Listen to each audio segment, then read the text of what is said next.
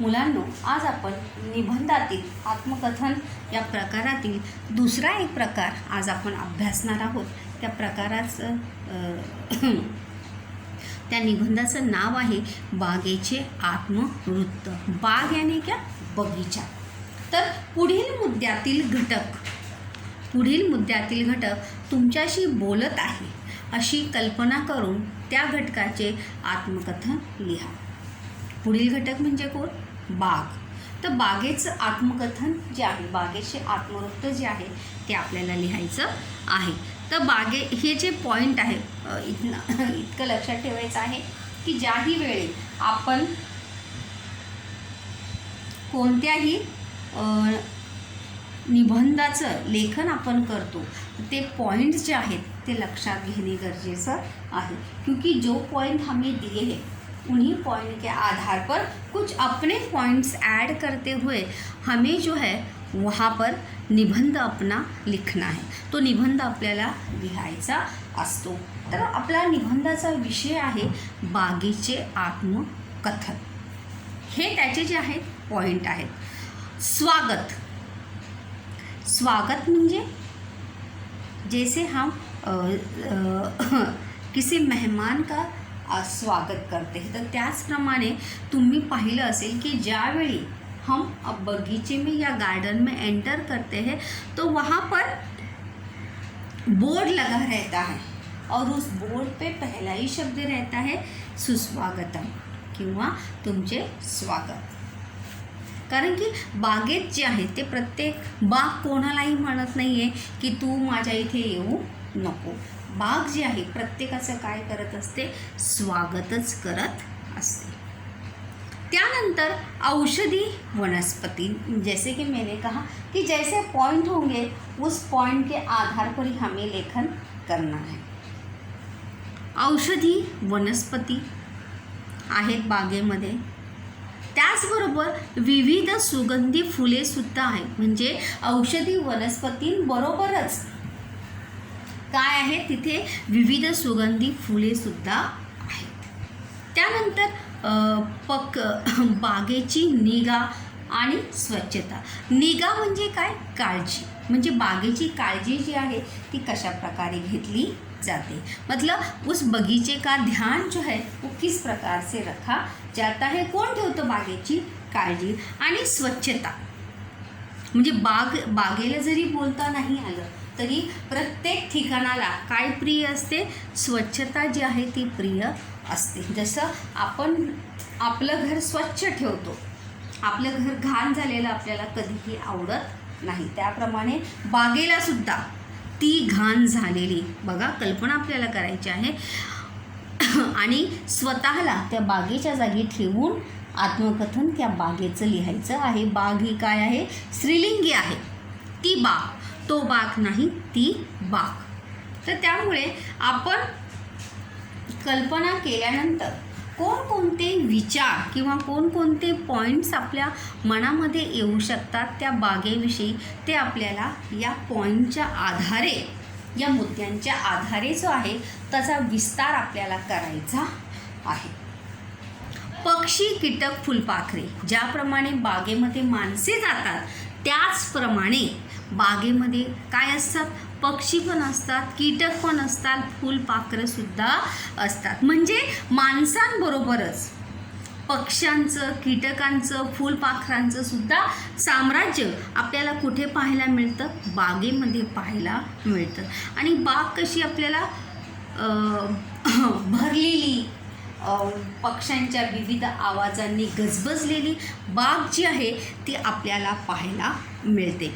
तर ज्यावेळी आपण याची सुरुवात आपण करणार आहोत, या निबंधाची सुरुवात ज्यावेळी आपण करणार आहोत त्यावेळी ह्या प्रत्येक मुद्द्याचा विस्तार जो आहे, म्हणजे याच्यातील प्रत्येक मुद्दा जो आहे तो आपण विस्तारासाठी घेणार आहोत. म्हणजे स्वागत कशा प्रकारे होतं, त्यामध्ये कोणत्या गोष्टी येतात, औषधी वनस्पती आणि विविध सुगंधी फुले याच्या माध्यमातून आपण या पॉईंटच्या मुद्द्यांच्या माध्यमातून सुद्धा आपण विस्तार किंवा स्पष्टीकरण त्याचं करणार आहोत. त्यानंतर स्वच्छता राखण्याची जबाबदारी फक्त बाग साफ करणाऱ्याचीच असते का? नाही, तेथे येणाऱ्या प्रत्येक माणसाची ती असते। जैसे कि मैंने आपको बताया कि जब भी हम बागेचे आत्मकथन आपण म्हणजे कोणतेही आत्मकथन लिहितो तब उसकी शुरुआत हो से करनी है, अगर आपको दूसरा कोई तरीका आता नहीं है तो।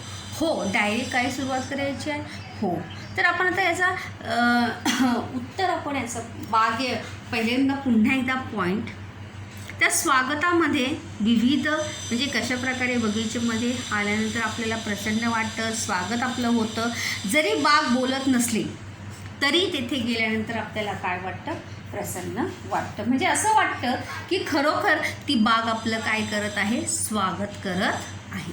त्यानंतर या बागेत काय आहेत? औषधी वनस्पतीसुद्धा आहेत, फुलं आहेत, विविध सुगंधी फुलं आहे आणि त्या सुगंधाने मन काय होतं? दरवळून जातं।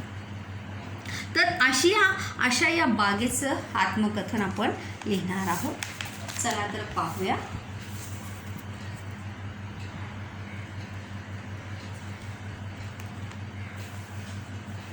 बागेचे आत्मकथन।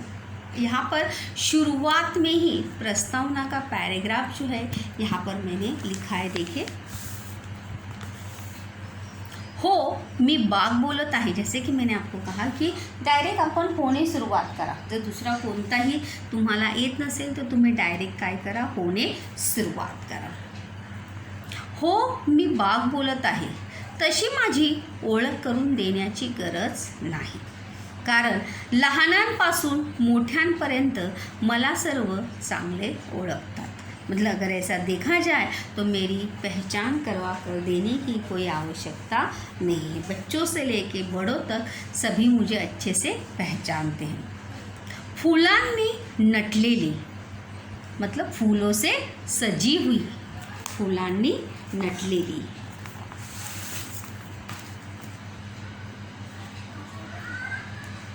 सुगंधाने दरवळलेली अशी मी म्हणजे कोण? बाग। कोण? मी म्हणजे कोण? बाग। सुगंधाने दरवळलेली मतलब खुशबू से भरी हुई, म्हणजे जिकडे पाहो तिकडे काय आहे? फुलांचा सुवास आहे, फुलांचा सुगंध आहे। मी म्हणजे कोण? बाग। बघा, सुरुवात तुम्हाला अशीच आकर्षक सुरुवात जी आहे ती प्रत्येक निबंधाची करता यायला हवी।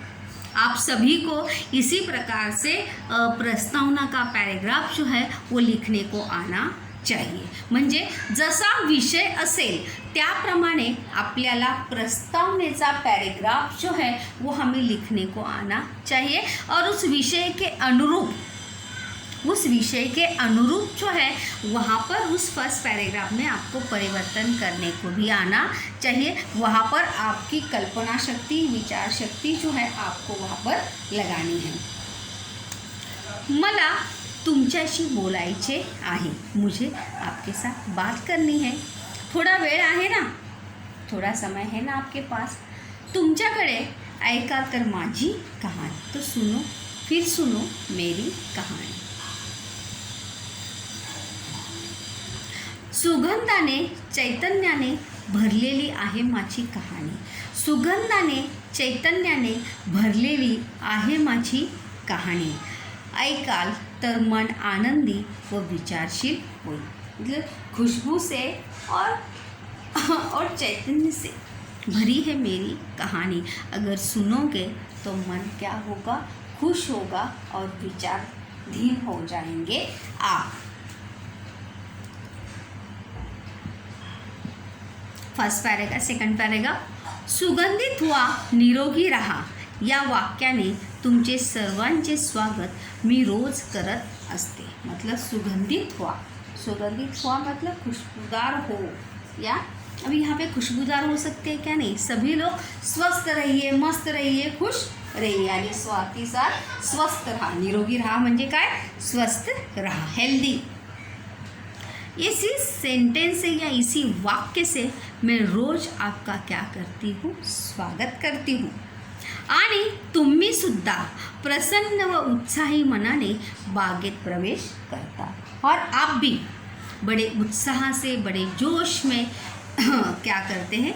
बागेमध्ये म्हणजे माझ्या इथे तुम्ही प्रवेश करता।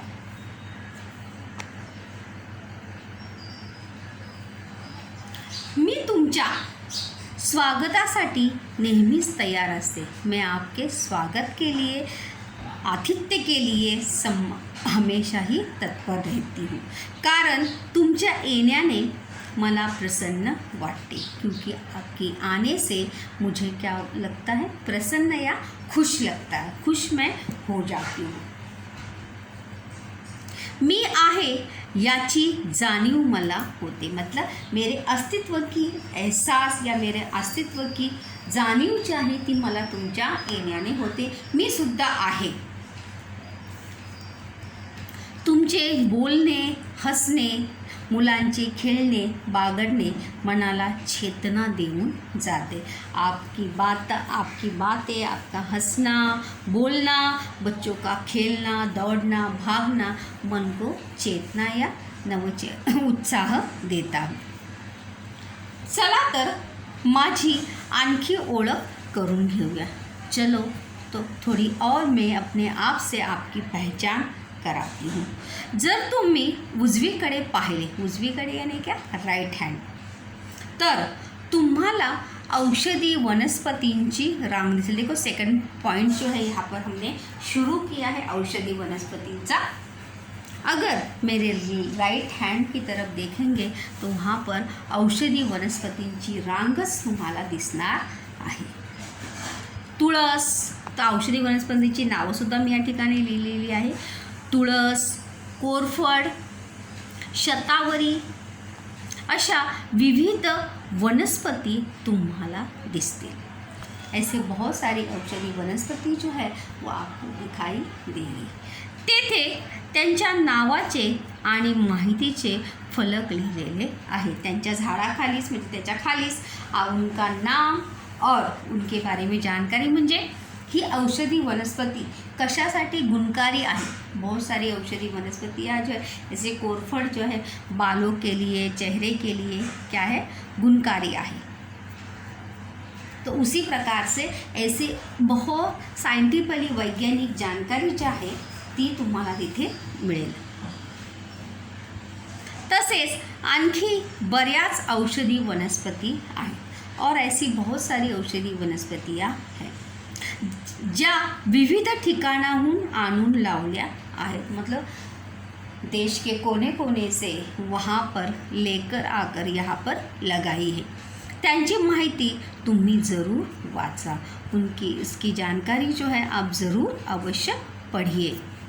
आता तुम्ही जर माझ्या डाव्या बाजूला पाहिले तर तुम्हाला रंगबिरंगी फुलझाड़े दिसतील. अगर आप मेरे लेफ्ट साइड में देखते हो, डाव्या बाजूला म्हणजे बाएं तरफ अगर आप देखते हो तो आपको चारों तरफ रंगी बेरंगी विविध रंगाची काय दिसतील, फुलझाडे दिसतील.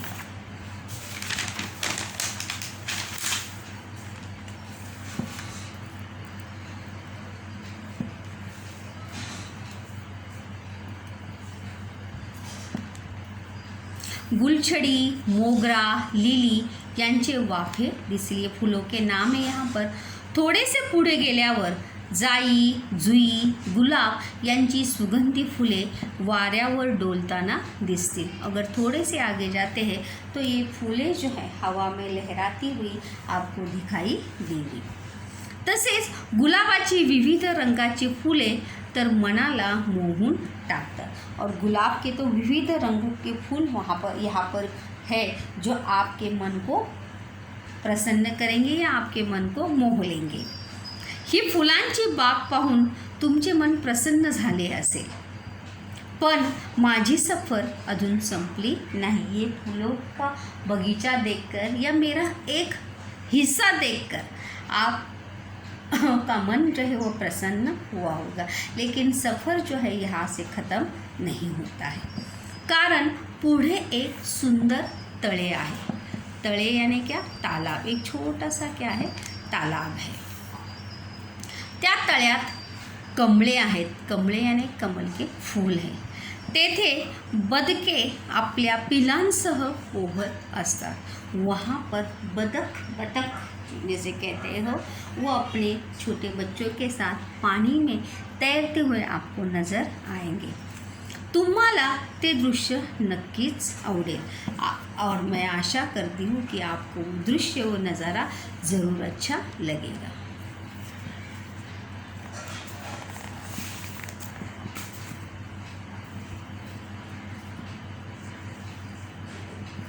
आता एवढा फेरफटका मारल्यावर तुम्ही नक्कीच थकला असाल। इतना मेरी सैर करने के बाद ज़रूर आपको थकान आई होगी। क्षणभर थांबा, थोड़ा रुक जाइए। भेळ आणि आइसक्रीम तुमची वाट पाहत आहे। जब भी हम बगीचे में जाते हैं खेलने के लिए, घूमने के लिए, तो ज़रूर ये खाने की चीज़ें जो है हम अपने साथ लेकर जाते हैं या बाहर से खरीदते हैं। हो, पण एक करा, त्याचा कचरा कुंडीतच टाका। आप ज़रूर खाइए, खाने का आनंद लीजिए, लेकिन उससे जो कचरा होगा वो कचरे डस्टबिन में ही डालिए, कचरा कुंडीतच टाका। इथे माझ्यावर फेकून मला घाण करू नका। इथे माझ्या इथे फेकून मला घाण अस्वच्छ करू नका।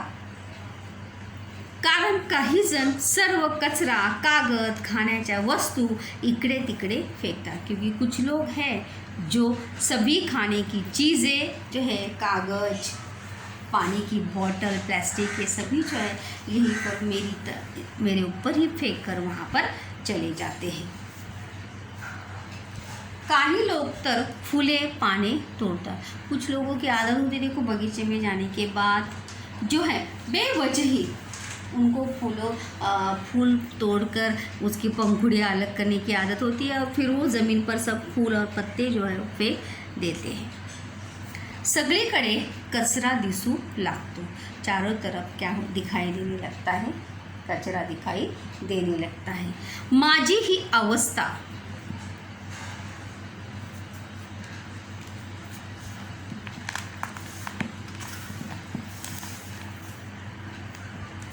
माझी ही अवस्था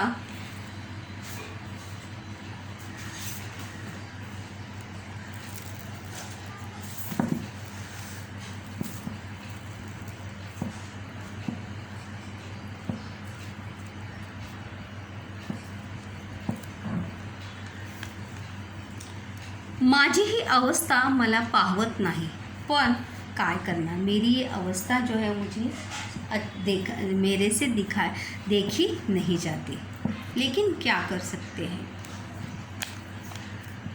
लोक ऐकत नाही, लोग सुनते ही नहीं है, वो मला त्यांना बोलून सांगता येत नाही और मैं उनको बोलकर बता नहीं सकती, पण लोकांना हे कळत नाही। ज्या ठिकाणी आल्यावर मन प्रसन्न होते, उत्साही वाटते, त्याला घाण व अस्वच्छ का करावे। लेकिन लोगों को ये बात नहीं समझ में आती कि जिस जगह पर आने के बाद मन प्रसन्न होता है, तरोताज़ा होता है, उस जगह को हम गंदा क्यों करते हैं या गंदा क्यों करना चाहिए उसे। तसे पाहिले तर माळीदादा व शांता मावशी माझी खूप छान काळजी घेतात, बहुत अच्छे से मेरा साफ सफाई करते हैं। रोपांना वेळेवर पानी देतात, पौधों को समय पर पानी भी देते हैं। औषध फवारणी करतात, अगर पौधे हैं तो फूलों के पौधे हो या कोई भी छोटे पौधे हो, उनको औषध या स्प्रेइंग की आवश्यकता होती है। त्यामुळे माझा परिसर वर्षभर हिरवागार रहता और इसलिए मेरा परिसर जो है पूरा साल भर जो है हरा भरा दिखाई देता है, क्योंकि इतना अच्छे से मेरा ख्याल रखा जाता है। माझ्या परिसरात, देखो पॉइंट सभी आए हैं, माझ्या परिसरात विविध पक्षी वास्तव्याला आहेत।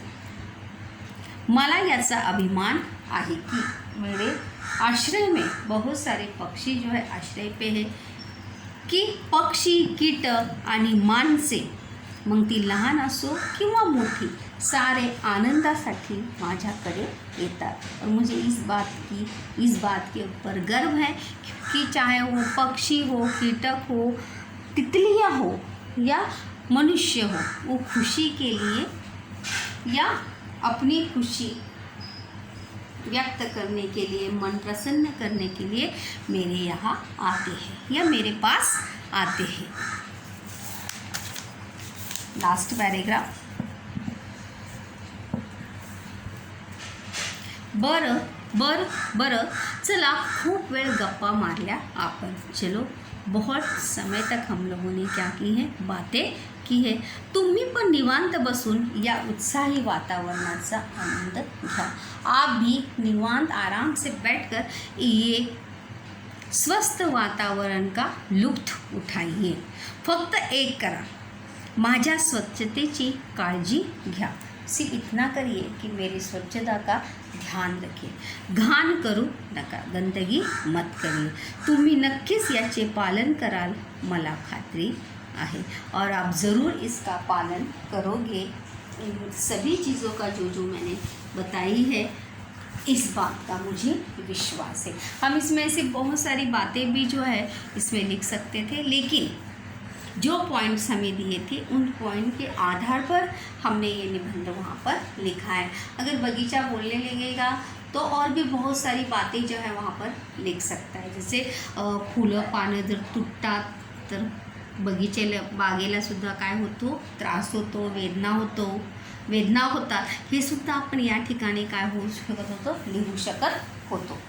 की बाग जर बोलू लागली तर काय बोलणार आहे, पाण्याचा वापर व्यवस्थित, म्हणजे तिथे ज्या सुविधा असतील बागेमध्ये त्या सर्व सुविधांचा वापर जो आहे तो आपण चांगल्या प्रकारे करणे गरजेचं आहे।